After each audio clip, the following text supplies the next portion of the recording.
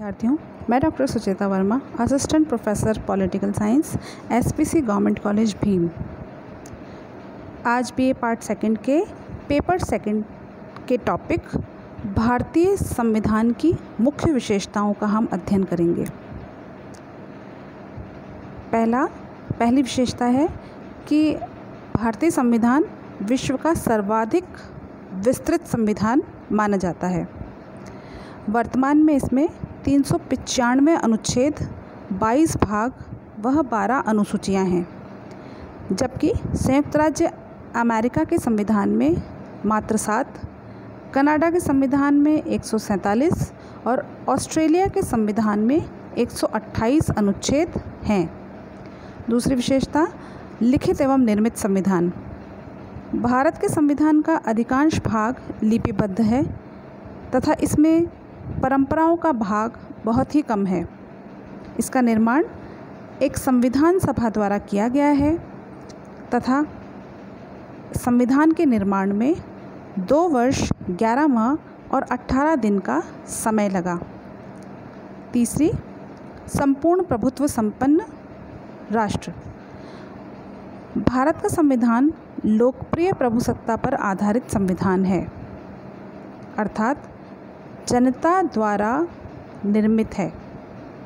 इस संविधान द्वारा शासन की अंतिम शक्ति भारतीय जनता में निहित की गई है। चौथा, संसदीय शासन व्यवस्था। इसके अंतर्गत संसद संपूर्ण राजनीतिक व्यवस्था की धुरी है। मंत्रिमंडल अर्थात कार्यपालिका सामूहिक रूप से व्यवस्थापिका अर्थात लोकसभा के प्रति प्रत्यक्ष रूप से उत्तरदायी है और देश के राष्ट्राध्यक्ष अर्थात राष्ट्रपति का पद नाममात्र की कार्यपालिका का प्रतीक है। वास्तविक शक्तियों का प्रयोग प्रधानमंत्री मंत्रिमंडल की सहायता से करता है। पांचवी विशेषता, मौलिक अधिकार एवं कर्तव्य। भारतीय संविधान के भाग 3 में मूल अधिकारों की व्यवस्था की गई है। भारतीय संविधान में मूल रूप से 7 अधिकारों का प्रावधान था। बाद में 44वें संवैधानिक संशोधन के द्वारा संपत्ति के अधिकार को मूल अधिकारों की श्रेणी से हटाकर सामान्य कानूनी अधिकार बना दिया गया। वहीं 42वें संवैधानिक संशोधन 1976 के द्वारा भारत के संविधान में मूल कर्तव्यों का समावेश किया गया। यह संविधान के भाग 4 क में वर्णित हैं। 86वें संवैधानिक संशोधन 2002 द्वारा 6 से 14 वर्ष तक के बच्चों को शिक्षा प्रदान करने संबंधी 11वां मूल कर्तव्य भी जोड़ दिया गया है। छठी विशेषता है राज्य के नीति निर्देशक तत्व। आयरलैंड के संविधान से प्रेरित होकर हमारे संविधान निर्माताओं ने नीति निर्देशक तत्वों को भारतीय संविधान में स्थान प्रदान किया। संविधान के भाग 4 में अनुच्छेद 36 से लेकर अनुच्छेद 51 के अंतर्गत इसका समावेश किया गया है। सामाजिक आर्थिक विकास तथा न्याय व समता के उद्देश्यों को सामने रखते हुए निर्देशक तत्व सरकार के लिए नीति निर्माण में प्रेरणा का कार्य करते हैं। सातवीं विशेषता, समाजवादी राज्य। 42वें संवैधानिक संशोधन द्वारा 1976 में भारत को समाजवादी गणराज्य घोषित किया गया है।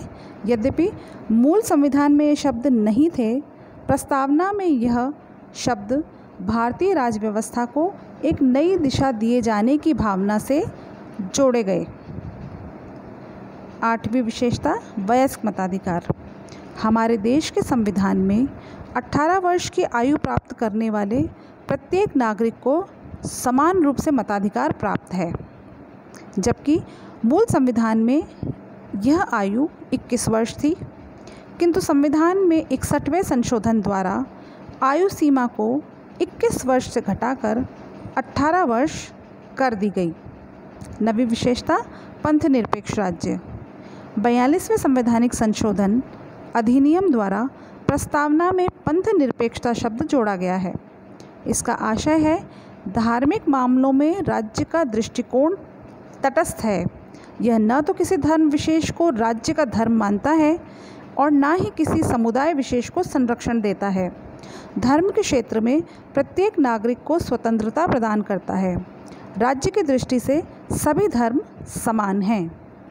10वीं विशेषता, स्वतंत्र न्यायपालिका। संघात्मक शासन में संविधान की व्याख्या केंद्र और राज्यों के मध्य विवादों को हल करने के लिए स्वतंत्र एवं न्यायपालिका की व्यवस्था करता है। कार्यपालिका के आदेश तथा व्यवस्थापिका के कानून यदि संवैधानिक व्यवस्थाओं का उल्लंघन करते हैं तो न्यायपालिका को न्यायिक पुनरावलोकन की शक्ति द्वारा इन्हें अवैध घोषित करने का अधिकार है। अनुच्छेद 32 के द्वारा बंदी प्रत्यक्षीकरण, अधिकार परीक्षा आदि लेखों को जारी करने का न्यायपालिका को अधिकार है, जिसके द्वारा जनता के अधिकारों को सुरक्षित किया जाता है। 11वीं विशेषता, विश्व शांति का समर्थक। वसुधैव कुटुंबकम के सिद्धांत के अनुसार भारतीय संविधान विश्व शांति का समर्थन करता है।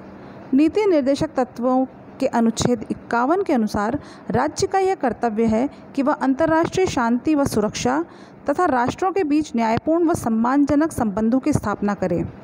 भारत सरकार ने इसी भावना के अनुरूप पंचशील एवं गुटनिरपेक्षता की नीति को भी अपनाया है। 12वीं विशेषता, एकल नागरिकता।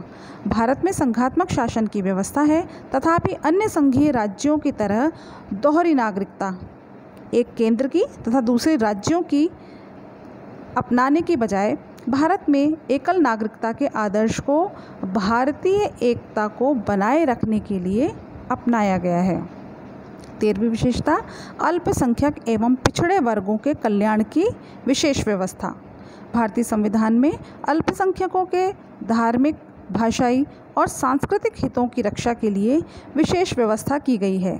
इसके अतिरिक्त संविधान अनुसूचित जातियों व अनुसूचित जनजाति क्षेत्रों के नागरिकों को सेवाओं, संसद, विधानसभाओं और अन्य क्षेत्रों में विशेष संरक्षण प्रदान करता है।